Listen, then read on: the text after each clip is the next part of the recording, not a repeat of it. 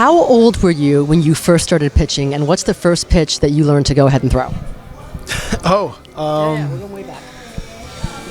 I don't know. Honestly, I mean, well, actually, I do know. I mean, ever since I was just young, my dad always has me as a pitcher. He had me play everywhere. Okay. To be honest, what we were kind of going for was getting recruited as a catcher. And I was getting recruited as a catcher because I played everywhere on the field. Okay. And my dad would put me in a pitch whenever we needed to, or whenever we would make it to the championship. Of course, I was the hardest thrower, and I was that guy. But the thing is, we barely made it to the championship, so we didn't get to pitch much unless we needed to. If anywhere else I was playing, I was either catcher or shortstop. Catcher or shortstop. So okay. But the only pitches I was kind of allowed to throw was just fastball changeup. Okay. My dad never told me to throw sliders because he always said wait until we're in high school. So it was always fastball changeups, and I think every now and then I would add a slider just for fun. But yeah, fastball changeup. There's a lot of breakdowns on the chitter, which, by the way, imagine you can't teach a 7-year-old to say, let's talk about Estrada. You cannot teach. Okay, all these kids are like, can you show me? I'm like, you're going to have to wait till your hands are a lot bigger. No, not even to throw it, to say it. You can't even say that because you can get in a little bit of trouble if you're not very careful. That's the point of why I mentioned it like that. Just a little fun. I mean, of course. Okay, go ahead and take me through it. Can you go ahead and just break down what that pitch is exactly? So I've always had a circle change growing up. My dad and I, one of our favorite pitchers combined was Pedro Martinez, but he had a wicked changeup, and we would always research, try to do what he would try to do, and I had my own changeup, but then as I got older, I tried doing his, and it was working, and then sometimes it wouldn't, and then I'd go back to my old, and it was just always a different thing. But when I got drafted, I kept it, and after that, they took it away. The Cubs took it away, and I really needed a changeup. And in 2023, with that year with the Cubs in the big leagues, they were trying to have me throw like a forkball or like a splitter, but out of these two fingers, and it did not feel good. But I tried it, and I wasn't gonna tell them no. I wanted to do whatever was gonna keep me in the big leagues. And next thing you know, it just wasn't working. And it started causing some problems with my arm, and velocity went down, and just everything was just kind of going down the toilet. And that got optioned, and things were just kind of going bad, and couldn't figure it out. And then I told him, like, okay, I'm done throwing this. Like, I need to just stop. And then things were getting worse, giving up hits, giving up everything. And they pretty much just told me, hey, go to AAA, throw this new slider. They also told me to throw a new slider. And also this splitter, we don't care what you need, we just want you to throw it in game to get that practice in. I'm like, and what happens if I can't throw strikes? And they're like, well, you have a really good heater. I'm like, okay. So I wasn't able to throw any other off speeds for strikes, so I tried throwing that heater. I was getting hit off a lot. And they were trying to send me to AA. And I was like, yeah, no, you're not going to do that. I need to figure myself out. So I've tried to figure myself out. Went home.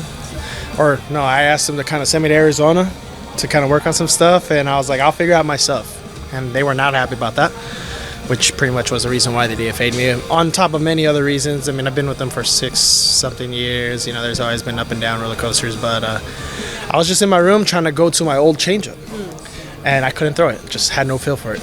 And then I tried this changeup, I tried that, and then I tried the Vulcan, which is kind of the similar what mine is, but it wasn't working because, like, kind of just like the way of, I think it's more of just the mind, and I mean, as a pitcher, it's more about feel.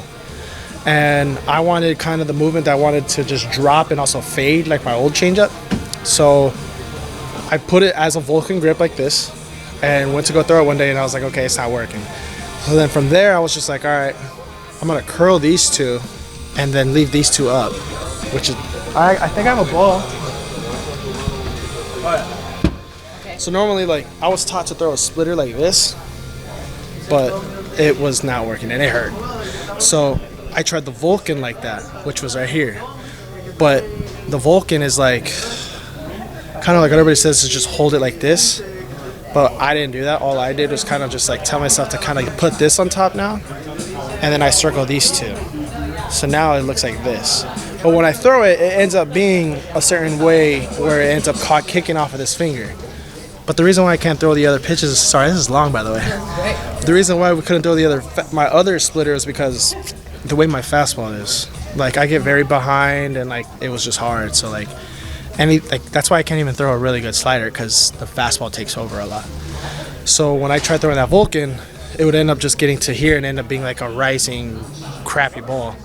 So in order for me to actually exaggerate it, I had to really like curl these two like this, and then when I throw it, it somehow ends up being, since this is already curled, it'll release off of this and then spin. Just kind of all like the metric stuff that you'll see.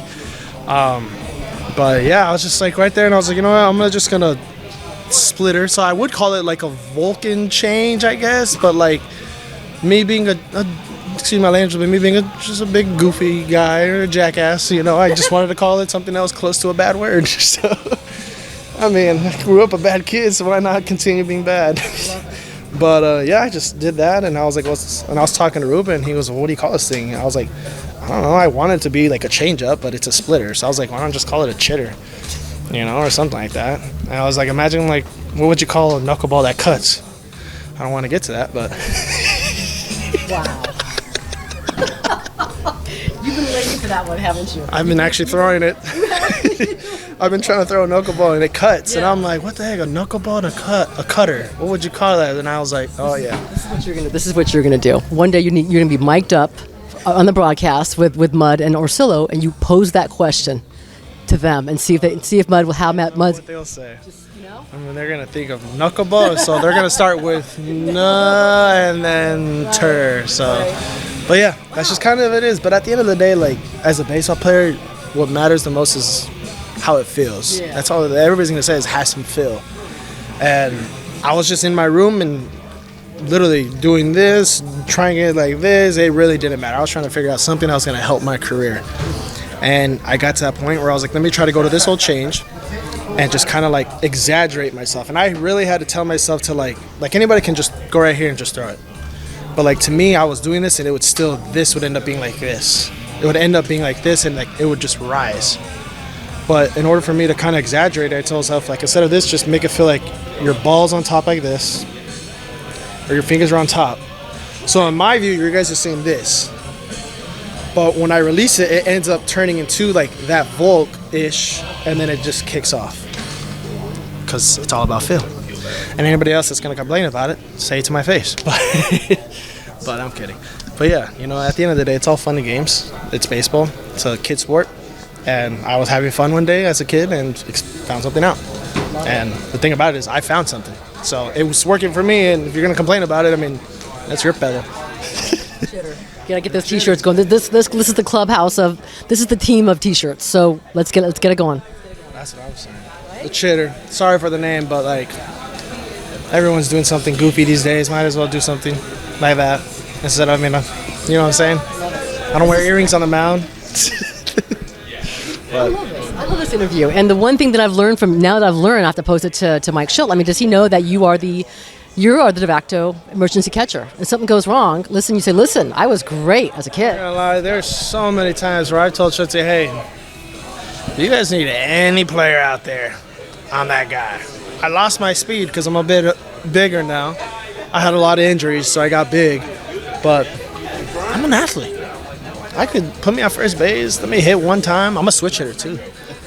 So, but actually no, I ain't better than any of these guys. But you need me to go out there to rob a home run? I got it. I think pitchers need to hit again. Let's do this. Let's bring it back. Come on. So happy. Like, unfortunately, I was like injured.